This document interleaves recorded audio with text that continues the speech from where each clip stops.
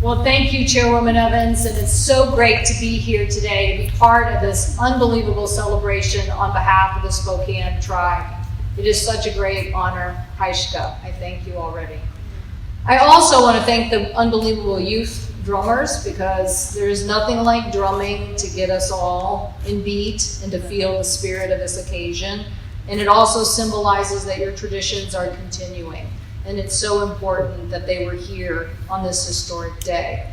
I too want to thank the tribal elders, all the past tribal chairmen who we have worked with over the years, and to the many other elders who are here and who have already spoken, because I guarantee you they've already stolen the show with their honesty and their framing of what has been a great tribal injustice that now has been corrected. I also want to thank the Stevens County Commissioner, Don Dashiell, and Rob Coffin from Lincoln County for being here, and to be here with Rob Colton from Senator Murray's office. If you'd stand for a second, would you just stand and say hi to everybody since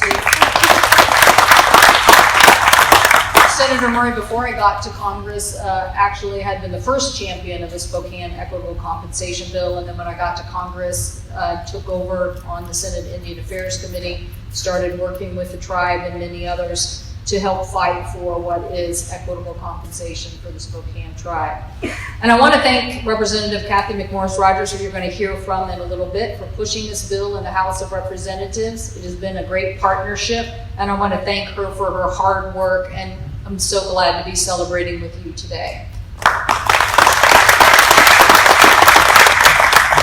Now, I have to admit, Chairwoman Evans, there's many times in this battle that I think I was more frustrated than even you.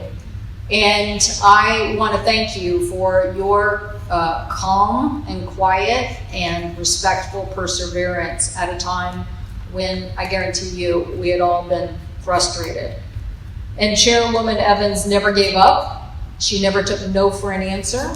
She was persistent. And even when I would get upset, because I guarantee you, we had to fight the Department of Justice, we had to fight the Department of Interior, we had to fight staffers, we had to fight members, we had to fight ignorance. But because of the Spokane tribe's leadership, justice has finally prevailed. And this Compensation Act isn't every single thing that we wanted, and certainly isn't being delivered when we wanted it. But I would just like to thank the tribal elders for their perseverance.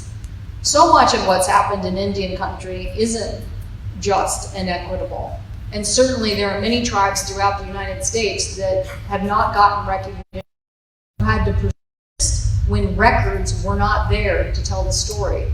The consequence is, then you have to go convince 535 people in the United States Congress to understand what injustice was done and how to correct it. And so that is not a reason for us to have taken so long, but it is to say thank you to Vi and to Miriam and to the other elders for hanging on to this history, being truth tellers, and making today a reality. Thank you. Thank you very much. It seems like such a long time ago. Vi, I can't even believe you're here. It's 80 years. 95. 80 years ago, though, and the fact that you were here when work began on the Grand Coulee Dam, and the fact that 2,500 acres of your reservation was taken without the compensation. Now, just to be clear, there was a little compensation at that time, something like $4,700, that made no sense whatsoever, and certainly wasn't a measurable indication of what the Spokane tribe had given up. Many of you already have articulated that. The land, the salmon, the access, the resource, the culture, the burial grounds, so many things that were so important. And so I just so appreciate the fact that you were willing to fight for so long, and to say, I'm sorry it's taken so long. I really am. The notion that so many people didn't quite understand, or I should say, over this period of time, I think we passed the bill twice out of the Senate and a couple of times out of the House, but never at the same time out of the House or the Senate in the same year. And even this year, last year, as we fought to get this bill passed. New members of Congress, I remember talking to a United States Senator who held up the bill from passing out of the United States Senate. He was a brand new member of the United States Senate, and he didn't understand it, and he wasn't going to let the bill go. I can tell you I spent hours and hours and hours with him.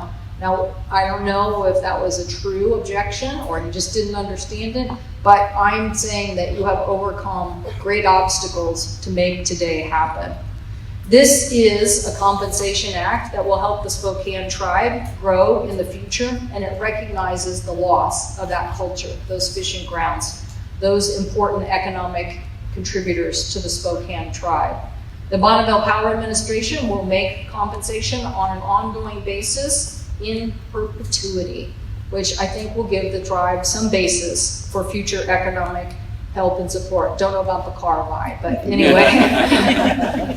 I do think that the Spokane will be playing a big role in our community. So to be here at this Antoine Pavilion today, to see the elders, to see the youth, you know that the Spokane tribe, known as the Children of the Sun, that the sun is really shining on the Spokane Reservation today. Now we would